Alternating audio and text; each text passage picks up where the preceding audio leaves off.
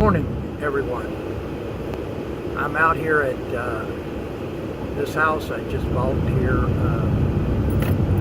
recently for $1,200, and I'm out here burning some brush. It just started raining. I've got my worker working down in another house, and I got to pick my worker up here in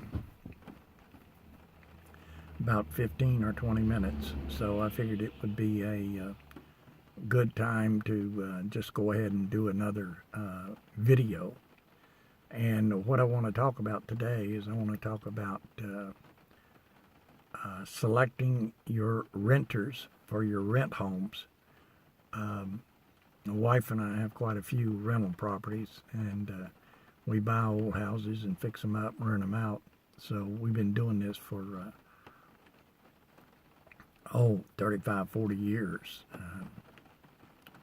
I was in the military in Texas and other places, and we had a few houses down there that we bought and rented out, and then we went up to DC area, and then eventually we moved back down here to this area in Southwest Virginia where she was I grew up at, and I grew up at, and we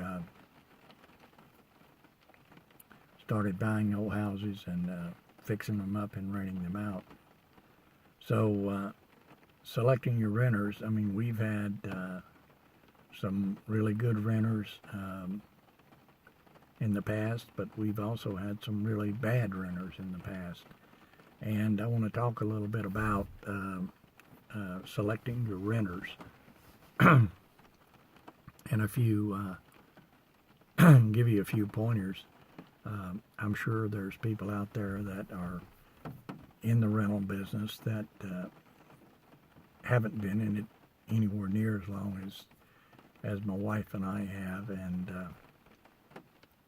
so I want to give you a few pointers about selecting your renters. It will save you a lot of money and a lot of aggravation and a lot of wasted time if you follow these rules and pay attention to them. I suppose the number one rule is to not be in a big hurry when you're renting out a house. Advertise it in the paper, advertise it on YouTube, advertise it on Facebook, advertise it on various social media sites, and you'll be able to find yourself a renter. But however, do not be in a big hurry, and be really careful about selecting your renters. It will save you a lot of aggravation. It'll save you from having to go to court.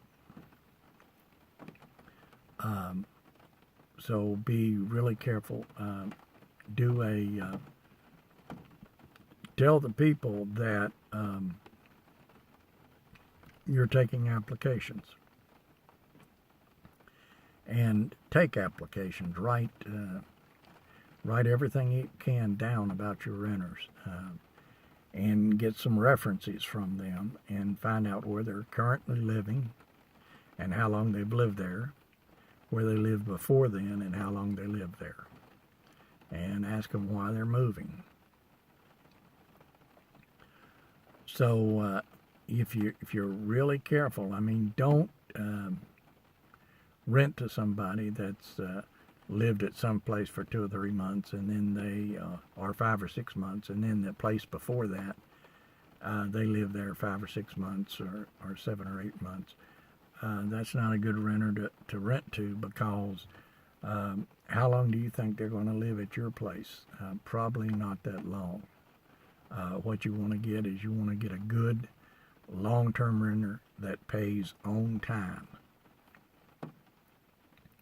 So if they've been living at a place for like 5 or 10 years, they're a good renter, and they pay their rent on time. Now, unless they've been living with mommy and daddy, or unless they've been living with family, then you really don't know whether or not they're a good renter or not. But if they've been renting a place for 5 or 6 years, 4 or 5 or 6 years, and you can rest assured that they're probably going to be a pretty good renter. But however, if they've been there for 6 months, and the place before that they were there for 5 or 6 months, place before that they were there for 9 months, that they're hopping around, they're jumping around, and your house is going to be just another house that they jumped into and jumped out of. Also, it gives you an indication that they're not getting along with the landlord, and they're awful picky, and they're not good tenants. So that's a good rule. Is of course, number one rule is not be in a hurry and be really selective when you're selecting your tenants, and make sure they've lived at the places where they've lived at. Make sure they've lived there for quite a good period of time. Another really good rule, and probably it should be one of the number one rules, is that make sure they have sufficient income. The banks, when they make a loan for a home, bank or credit union or a mortgage lender, what they do is they go by a formula that basically says you can afford 25% of your income for rent or mortgage. And that's a good rule to follow. So if they're trying to rent a home from you, and your rent is $1,000 a month, then they should be making $4,000 a month. And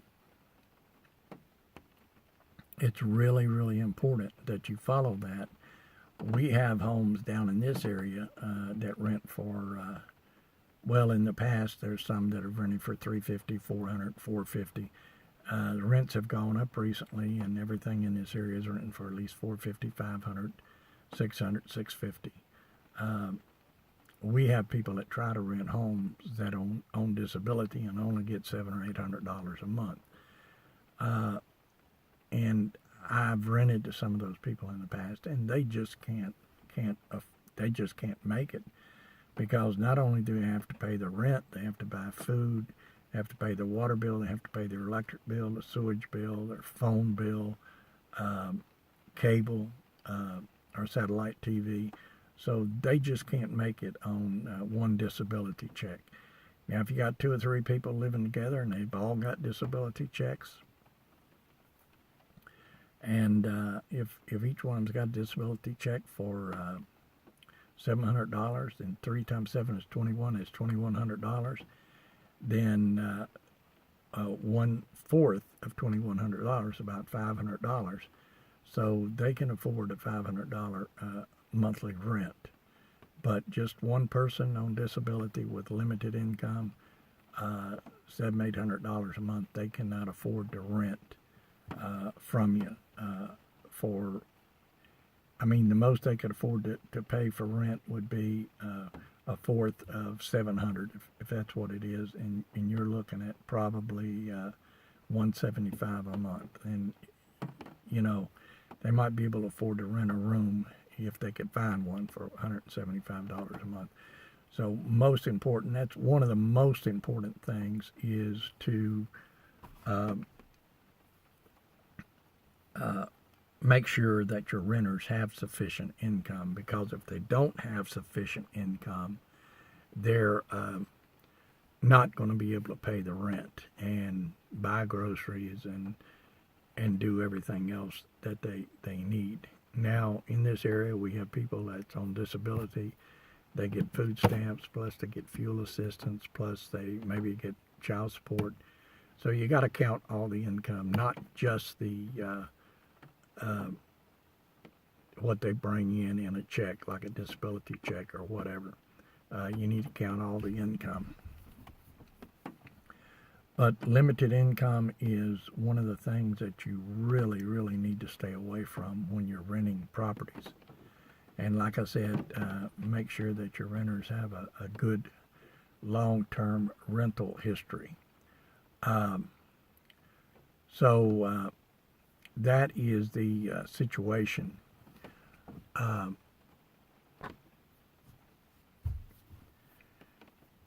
I'm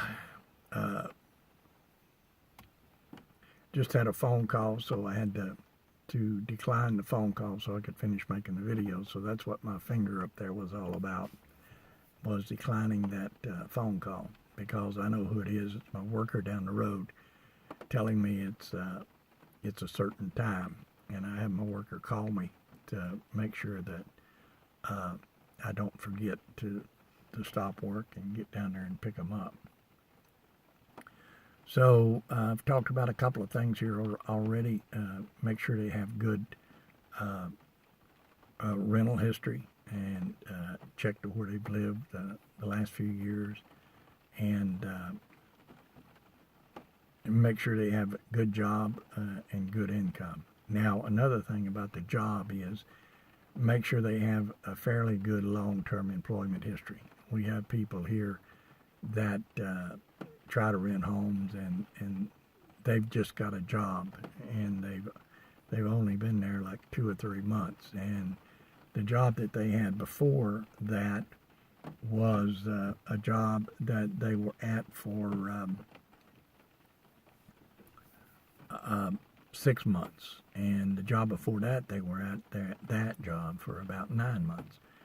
Well, that, once again, that is really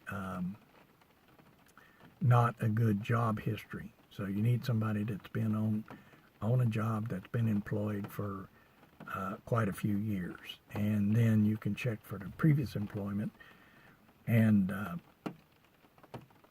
see how long they were employed previously. If somebody's been on a job 3 or 4 years, and the job before that they were on there for another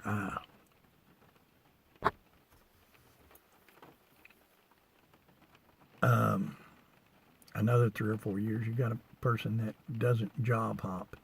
So that's another thing you got to watch out for, is people who hop around from job to job to job, and also people who hop around from house to house to house. So sufficient income, references,